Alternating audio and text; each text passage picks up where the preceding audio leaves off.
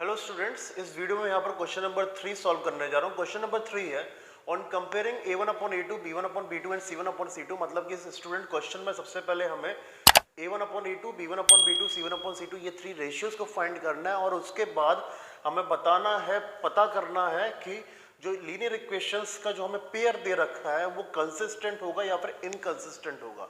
और स्टूडेंट्स पहले समझ लेते हैं कि कंसिस्टेंट और इनकंसिस्टेंट किस केस में होगा। तो सबसे पहले स्टूडेंट्स क्या रहेगा कि जब भी हम जानते हैं यहाँ पे कि जब भी हम इनका ग्राफिकल रिप्रेजेंटेशन करते हैं, जैसे कि ये लीनियर इक्वेशन दे रखी है हमें 2 वेरिएबल्स में, अगर हम इसका ग्राफिकल रिप्रेजेंटेशन करेंगे तो हमें स्ट्रेट लाइन मिलेगी। या क्लास 9 में कर चुके हो तो इन दोनों के लिए क्या होगा, हमें 2 स्ट्रेट लाइंस मिलेंगी। तो सपोज मान लेते हैं कि इस वाले के लिए जो स्ट्रेट लाइन मिली है वो हमें इस तरीके से मिल रही है और इस वाले के लिए जो हमें स्ट्रेट लाइन मिल रही है वो किस तरीके से मिल रही है, इस तरीके से। तो यहाँ पे ये दोनों इक्वेशंस की जो स्ट्रेट लाइंस है वो ये है फॉर एग्जांपल, और ये दोनों क्या है यहाँ पे इंटरसेक्ट कर रही है एक सिंगल पॉइंट पे। तो यहाँ पे हम कह सकते हैं कि लाइंस हमारी क्या कर रही है, इंटरसेक्ट कर रही है। तो हम लिखेंगे इंटरसेक्टिंग लाइंस।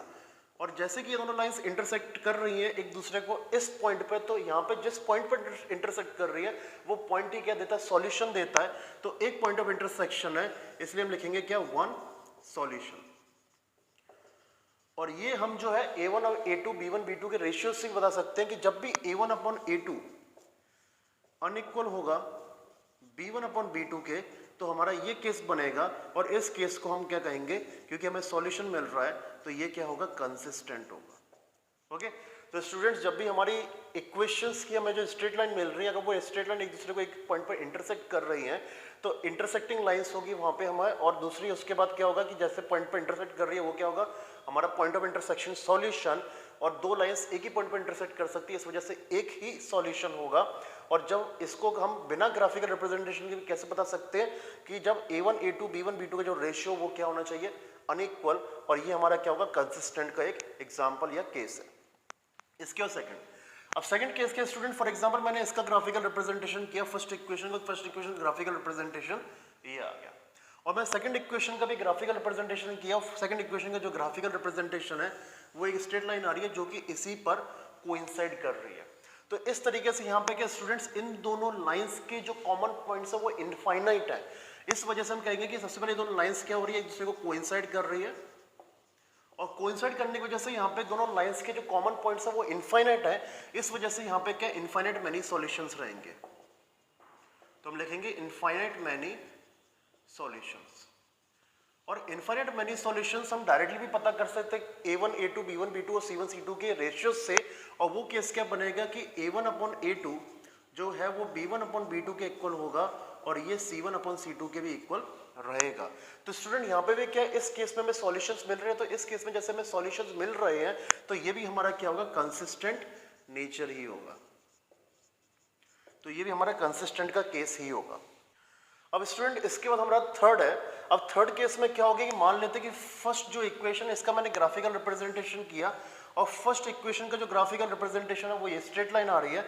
और सेकंड इक्वेशन का भी जो ग्राफिकल रिप्रेजेंटेशन है वो इस तरीके से एक स्ट्रेट लाइन आ रही है। तो जैसे कि हम यहाँ पे क्या, दोनों जो इक्वेशंस दे रखी है उनकी जो स्ट्रेट लाइंस है वो यहाँ पे क्या एक दूसरे के पैरेलल है। अब जैसे कि पैरेलल तो हम लिख देते हैं कि यहाँ पे ये दोनों लाइंस क्या पैरेलल लाइंस है।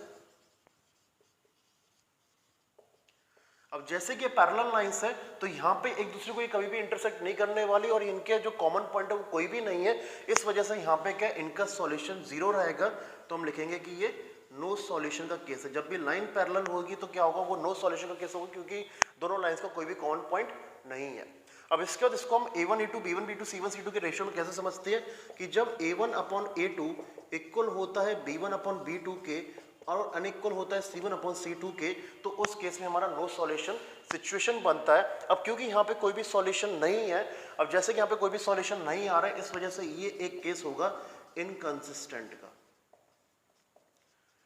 तो स्टूडेंट जैसे कि यहाँ पे क्वेश्चन में क्या दे रखा है कि आपको बताना है कि कंसिस्टेंट होगा या इनकंसिस्टेंट। तो अगर हमारा ये वाला केस बनता है या फिर ये वाला केस बनता है a1 a2 b1 b2 और c1 c2 का रेशियो, तो उस केस में हम क्या लिखेंगे कि कंसिस्टेंट है। अगर हमारा ये वाला केस बनेगा तो उस केस में लिखेंगे कि हमारी जो इक्वेशंस हमें जो दो दे रखी हैं वो क्या है, इनकंसिस्टेंट। तो कंसिस्टेंट के हमारे ये दो केसेस हो गए, वन सॉल्यूशन और इनफाइनाइट मैनी सॉल्यूशन। और इनकंसिस्टेंट का केस क्या हो गया, जब हमारे पास नो सॉल्यूशन है। तो स्टूडेंट उम्मीद करता हूँ ये समझ में आ गया जो मैंने एक्सप्लेनेशन यहाँ पर दिया है। अब स्टूडेंट हम क्वेश्चन नंबर 3 में जो 1 है उसको आगे इस वीडियो में सॉल्व करते हैं। तो स्टूडेंट क्वेश्चन नंबर 3 में जो हमें first pair of linear equations दे रखा है वो ये है। तो सबसे पहले मैं यहाँ पे लिखता हूँ इनका स्टैंडर्ड फॉर्म जो कि है a1x plus b1y plus c1 equals to 0 और a2x plus b2y plus c2 equals to 0। अब स्टूडेंट्स इसके बाद यहाँ पर मैं फाइंड करता हूँ a1 b1 c1 a2 b2 c2 की वैल्यूज इस रेशियो को फाइंड करने के लिए। तो a1 यहाँ पे क्या रहेगा 3, उसके b1 यहाँ पर क्या होगा 2 और c1 यहाँ पर क्या होगा 5। इसके बाद a2 की वैल्यू क्या होगी 2, b2 की वैल्यू यहाँ पर होगी -3 और c2 की वैल्यू यहाँ पर होगी 7। अब स्टूडेंट इसके बाद यहाँ पे हम रेशियोज फाइंड करते हैं। सबसे पहले a1 अपॉन a2। अब a1 अपॉन a2 का यहाँ पे क्या आएगा 3/2। उसके बाद नेक्स्ट फाइंड करते हैं b1 अपॉन b2 और b1 अपॉन b2 की वैल्यू क्या आ रही है 2 अपॉन -3 और c1 अपॉन c2 और c1 अपॉन c2 क्या आ रहा है 5/7। तो स्टूडेंट इस केस में क्या हो रहा है, सबसे पहले मैं a1 अपॉन a2 लिख रहा हूँ। तो a1 अपॉन a2 जैसे हमने फाइंड किया 3/2, b1 अपॉन b2 क्या है 2 अपॉन -3। अब स्टूडेंट ये दोनों क्या है अनइक्वल है। ओके, a1 अपॉन a2 यहाँ पे क्या हो गया a1 अपॉन a2 यहाँ पर अनइक्वल हो गया b1 अपॉन b2 के। तो ये कौन सा केस हो गया वन सॉल्यूशन का, जहाँ पे लाइंस इंटरसेक्ट करेंगी। तो क्योंकि ये इंटरसेक्टिंग लाइंस का केस है जहाँ पे हमें वन सॉल्यूशन मिलेगा, इस वजह से ये किस नेचर का है कंसिस्टेंट। तो हम लिख देंगे कि ये हमारा कंसिस्टेंट इसका आंसर है। तो स्टूडेंट ये रहा क्वेश्चन नंबर 3 में जो फर्स्ट है उसका सॉल्यूशन। हम देखते हैं इसमें नेक्स्ट का सॉल्यूशन कैसे रहेगा। स्टूडेंट क्वेश्चन नंबर 3 में जो सेकंड हमें दे रखा है वो ये है। हमारे पास ये दोनों इक्वेशंस है और स्टैंडर्ड फॉर्म हमारे पास ये है। तो यहाँ पे सबसे पहले मैं a1 a2 b1 b2 और c1 c2 की वैल्यूज निकालता हूँ। सबसे पहले a1 की जो वैल्यू है वो है 2, b1 की जो वैल्यू है वो है -3 और c1 की जो वैल्यू है वो है 8। अब इसके बाद a2 की जो वैल्यू है वो है 4, b2 की वैल्यू है -6 और c2 की वैल्यू है 9। अब स्टूडेंट इसके बाद हम यहाँ पे इधर रेशियो फाइंड करते हैं। तो a1 अपॉन a2 आ रहा है 2/4 जिसका सिंपलेस्ट फॉर्म होगा 1/2। b1 अपॉन b2 है -3 अपॉन -6 जिसका सिंपलेस्ट फॉर्म क्या होगा 1/2 ही। और उसके बाद c1 अपॉन c2 है 8/9 जिसका सिंपलेस्ट फॉर्म यही है। इसको हम सिंपलेस्ट फॉर्म में और कन्वर्ट नहीं कर सकते।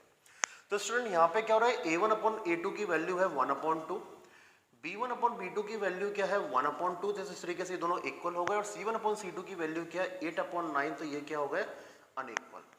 और स्टूडेंट हम जानते हैं कि जब भी a1 अपॉन a2 इक्वल होगा b1 अपॉन b2 के और अनइक्वल होगा c1 अपॉन c2 के, तो ये हमारा कौन सा केस होगा जिसमें हमारे पास दोनों लाइंस पैरेलल होंगी, नो सॉल्यूशन। और पैरेलल लाइंस या फिर नो सॉल्यूशन के केस में हमारा क्या होता है आंसर इनकंसिस्टेंट। तो इसके लिए हम लिखेंगे इनकंसिस्टेंट, क्योंकि मैंने आपको शुरुआत में ही बताया था कि जब भी हमारे पास नो सॉल्यूशन पैरेलल लाइंस वाला केस बनेगा a1 a2 b1 b2 equal और not equal to c1 upon c2, तो वो हमारा क्या रहेगा इनकंसिस्टेंट रहेगा। तो ये रहा स्टूडेंट सेकंड का सॉल्यूशन। अब हम बढ़ते हैं थर्ड का सॉल्यूशन की तरफ। स्टूडेंट क्वेश्चन नंबर 3 में ये है थर्ड। तो सबसे पहले हम फाइंड करेंगे again a1 a2 b1 b2 और c1 c2 की वैल्यू। तो सबसे पहले आएगा a1 और a1 की वैल्यू क्या है 3/2। नेक्स्ट b1 जिसकी वैल्यू है 5/3 और इसके बाद नेक्स्ट c1 जिसकी वैल्यू है 7। अब इसके बाद हम a2 फाइंड करते हैं। तो a2 की वैल्यू आएगी 9, नेक्स्ट b2 की वैल्यू आएगी -10 और c2 की वैल्यू आएगी 14। अब इसका हम सबसे पहले फाइंड करेंगे a1 अपॉन a2। तो ये होगा 3/2/9। तो इसको हम आगे सॉल्व करेंगे तो ये 9 और 2 का मल्टीप्लिकेशन होगा। तो ये होगा 3/2 × 9 और 3 से ये 9 कैंसिल होगा 3, तो ये आएगा 1/6। तो a1 अपॉन a2 की वैल्यू आ गई है 1/6। नेक्स्ट हम फाइंड करते हैं b1 अपॉन b2 की वैल्यू। तो b1 की वैल्यू हमारे पास 5/3 और इसके बाद b2 की वैल्यू हमारे पास -10। तो ये होगा 5/3 × -10, 5 से -10 कैंसिल -2, तो यहाँ पर आ रही है 1/6।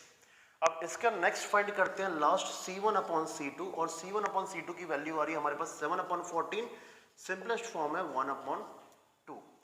तो स्टूडेंट यहाँ पे क्या हो रहा है कि a1/a2 की वैल्यू आ रही है 1/6, तो लिख देते हैं a1/a2 की वैल्यू 1/6 और b1/b2 की वैल्यू -1/6, तो ये -1/6। तो स्टूडेंट यहाँ पे क्या हो गया कि a1/a2 और b1/b2 अनइक्वल हो गए, क्योंकि यहाँ पे a1/a2 और b1/b2 अनइक्वल हो रहे हैं। तो ये केस हमारा कौन सा बना, ये बन रहा है हमारा वन सॉल्यूशन का जिसमें लाइंस इंटरसेक्ट करती है। तो क्योंकि हमें यहाँ पे इंटरसेक्टिंग लाइंस का ये केस है जिसमें हमें वन सॉल्यूशन मिलेगा, वन सॉल्यूशन मिलने की वजह से ये किस नेचर का है, कंसिस्टेंट। तो यहाँ पे लिखते हैं कंसिस्टेंट। तो स्टूडेंट ये रहा क्वेश्चन नंबर 3 का, जो 3 है उसका सॉल्यूशन। हम देखते हैं इस वीडियो में 4th का सॉल्यूशन कैसे रहेगा। स्टूडेंट क्वेश्चन नंबर 3 में जो 4th है वो ये क्वेश्चन है। तो सबसे पहले हम a1 की वैल्यू फाइंड करते हैं जो कि है 5, b1 की वैल्यू है -3 और c1 की वैल्यू है 11। देन a2 की वैल्यू है -10, b2 की वैल्यू है 6 और c2 की वैल्यू है -22। अब इसके यहाँ पे रेशियोज फाइंड करते हैं। तो a1/a2 हमारे पास आएगा 5/-10, जिसका सिंपलेस्ट फॉर्म होगा -1/2। इसका नेक्स्ट हम फाइंड करते हैं b1/b2 का रेशियो जो कि है -3/6, इसका सिंपलेस्ट फॉर्म होगा -1/2।